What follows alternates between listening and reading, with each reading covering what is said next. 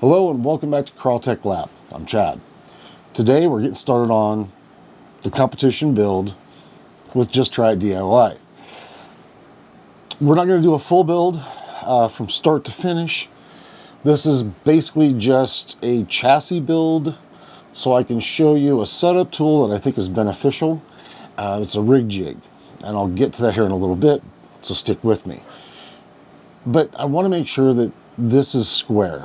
I realize that small rigs, people think that, oh, I can just throw a whole bunch of parts together and it'll work.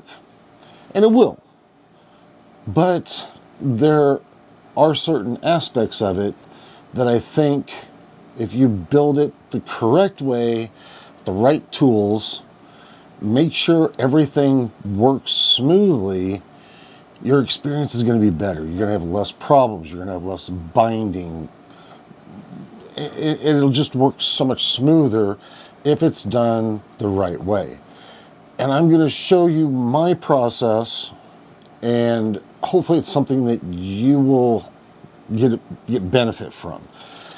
And basically, I just want to prove to Mike that, you know, experience is going to weigh out all of the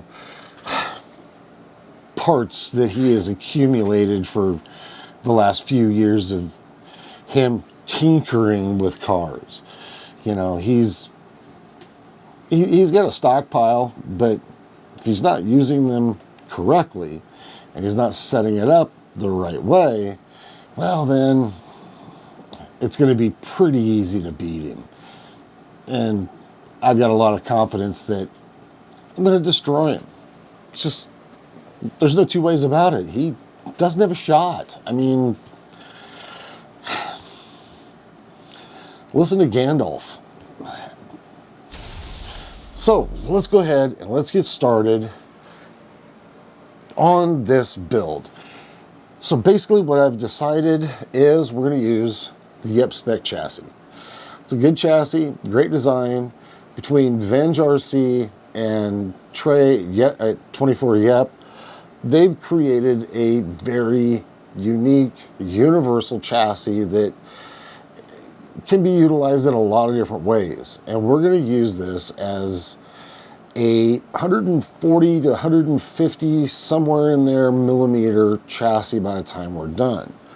So I'm going to go ahead and get started on building this chassis up, and we'll put it on the rig jig,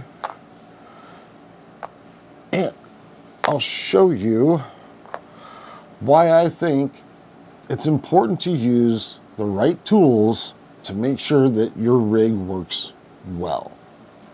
So let's get started. So I've got the basis of the chassis done, and I just need to create the lower links now.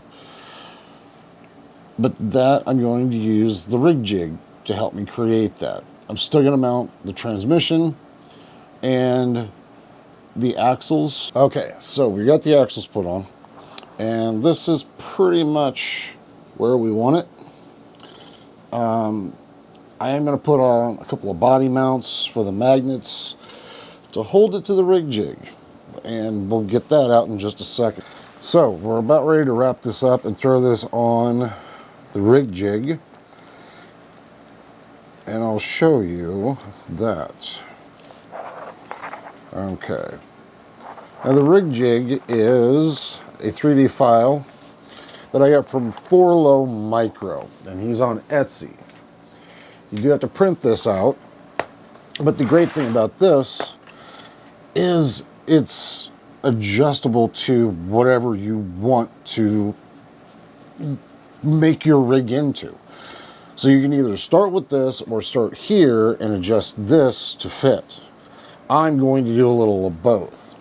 Eventually this might change in wheelbase here or there, but for right now we're going to leave it as it is and kind of go from there.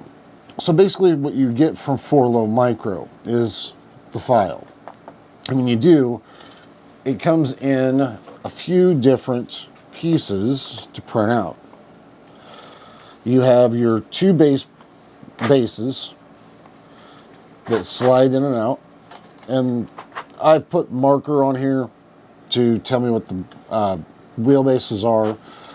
If you have a multicolor printer, you can actually print that in with the file.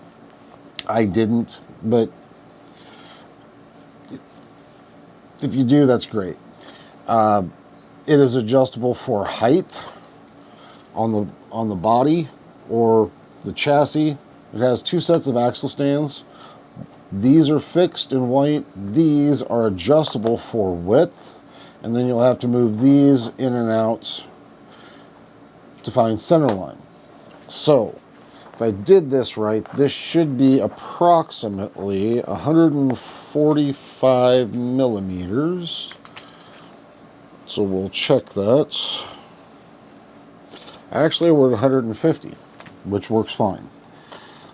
So we'll find the 150. You will have to go and buy bolts and nuts to lock these down if you decide to lock them down at all. It's nice because then it's repeatable if you ever want to build one similar again. With the hex notches that are in your axle stands, I should say, they should slide right down in as long as your width is correct. Now, I did have the axles on here before, so they should be all right. I'll have to clock this a little bit.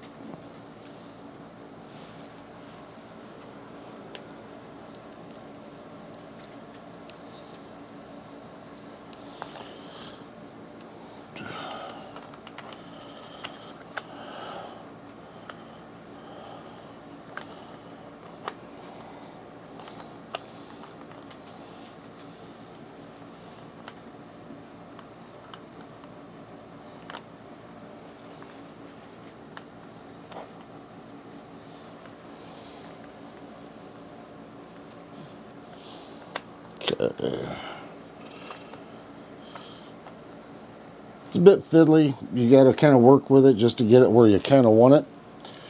And then there it is on the stand. And this way you know pretty much where it's going to be. Looks like this is going to be my highest point, because otherwise these are coming in contact with the upper rear links. So I'm going to set this rail that has adjustable body mount brackets with magnets in them. I purchased the magnets myself, glued them in, and we'll adjust that height. Slide these in.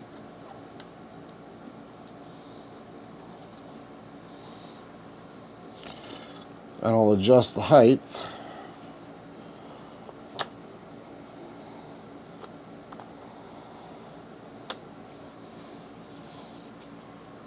And there we go. So now it should be fairly level.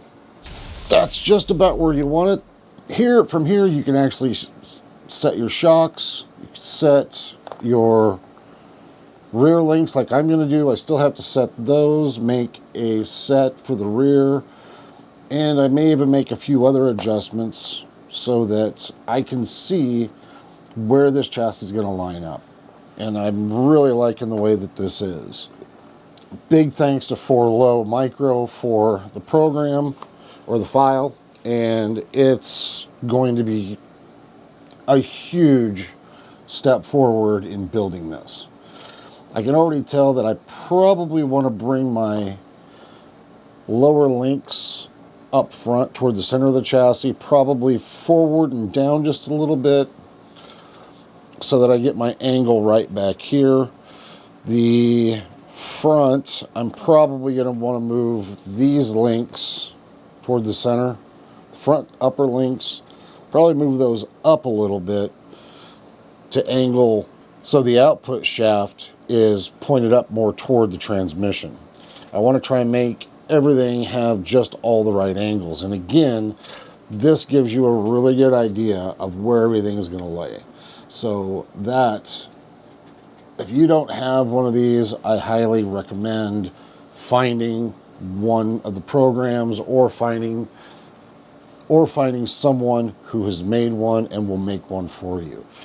I've got things adjusted a little bit more of where I want them, but there's two things that are bothering me right now, and that's body mount placement. Actually, three. Body mount placement, battery tray placement, and I wish the transmission or the center of the chassis were a little further forward. So I don't know if I need to increase the length of the rear or shorten the length of the front right now. But this is where I think I'm going to leave it for now. I'm going to take a look at this, do some measurements, and we'll continue this in the next video, and I'll make some links for this and get the wheelbase adjusted to where I actually want this to be.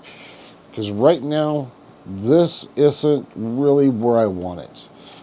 But that's one of the nice things about this rig jig is, or any rig jig for that matter, is this gives you an idea of what you're looking at before you button everything down.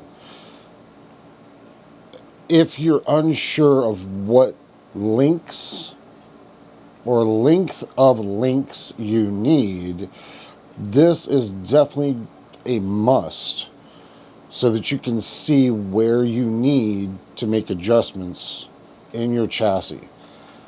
And squaring this up, getting your drive shaft angles just right, I still think that this is one of those necessities. It's just a huge benefit. I'm sorry, I'm not making anything off of this, but I after using it a few times now, I swear by these. This thing is fantastic. Everybody really needs to look long and hard about having something like this in their arsenal, because these are fantastic. I'll never build another one without this. So I think we're going to go ahead and end it here. I will keep working at this. We'll get some more things buttoned down in the next video. So thank you. Hope this was helpful to you. Not tons of information. I'll go over the length of the links that I used next time, but it's going to be somewhere in that C10 deadbolt category. So a C-bolt wheelbase. C10 front, deadbolt rear. But I'm still not quite sold. I think the center a little further forward. So we'll go into that more the next time. So again, I thank you for watching. We're going to do a whole lot more. We're going to get this thing buttoned down and be a lot more information to come. So thank you. Please like, share, and subscribe. And stay tuned for the next one.